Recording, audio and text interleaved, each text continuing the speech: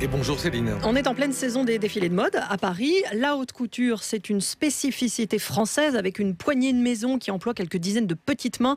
Travailler dans la haute couture, est-ce possible? À quelles conditions? On voit ça avec vous Philippe et avec votre invité. Oui, qui est le directeur de l'école de la chambre syndicale de la couture parisienne. Eh bien, le monde de la haute couture, effectivement, est très fermé.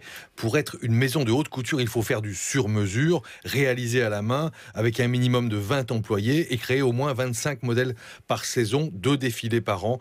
Les pièces, qui sont forcément uniques, sont réalisées par des petites mains, des personnes très qualifiées.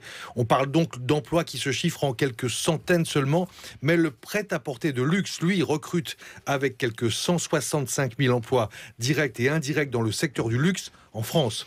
Bonjour François Broca. Bonjour. Broca, pardon. Vous êtes donc, comme l'a dit Philippe, le directeur de l'école de la chambre syndicale de la couture parisienne.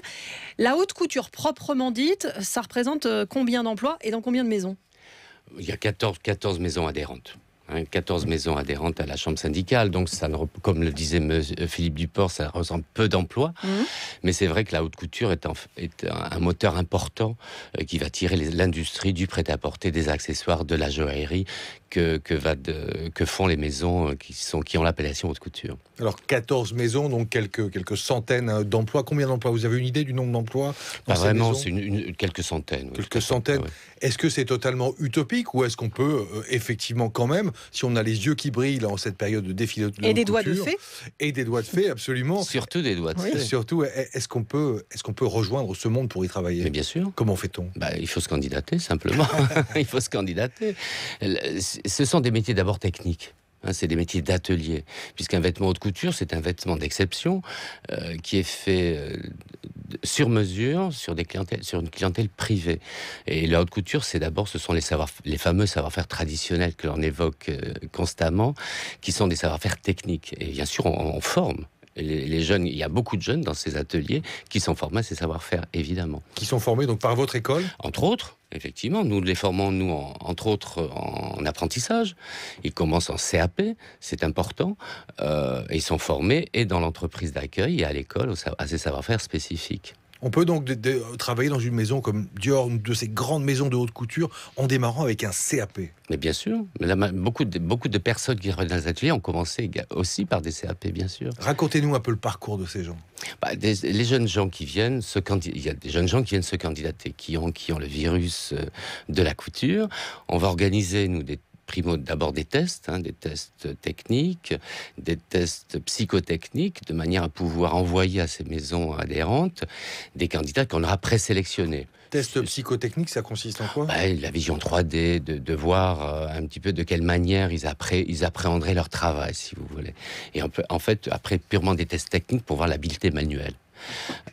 Ensuite, ces candidats sont envoyés dans toutes ces maisons qui effectivement recrutent beaucoup d'apprentis qui sont très très soucieux de ce genre de choses, parce que ce sont des ateliers qui sont importants et soucieux que les savoir-faire soient transférés, transmis d'une génération à l'autre.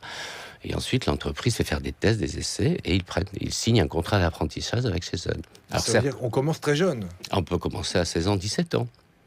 Alors en revanche, c'est très très fermé tout de même, mais c'est le prêt-à-porter de luxe là qui est le gros pourvoyeur d'emplois. Oui, l'industrie, c'est le prêt-à-porter. La haute couture, c'est un moment extraordinaire, c'est un laboratoire de recherche. Le prêt-à-porter, c'est l'industrie, c'est elle qui pourvoit les emplois, que ce soit dans le vêtement, dans l'accessoire ou les autres départements. Oui. Et là, des emplois en forte augmentation aujourd'hui en France encore. C'est un secteur, le luxe, qui marche très bien, en France et ailleurs d'ailleurs. Donc c'est vrai que c'est un secteur qui recrute, ce sont des maisons qui sont très jeunes. C'est très intéressant d'ailleurs de voir ça, surtout des maisons qui sont anciennes, de voir les staffs qui sont jeunes. C'est des maisons qui donnent leur chance aux jeunes générations par rapport à tout le discours qu'on entend depuis des années sur les jeunes. Et c'est le signe d'une industrie qui marche. Donc il n'y a pas besoin d'une grande expérience pour espérer entrer dans une grande maison de luxe.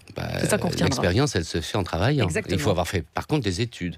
Il faut déjà avoir fait des études à tel ou tel niveau selon le métier pour lequel on se candidate ou le poste.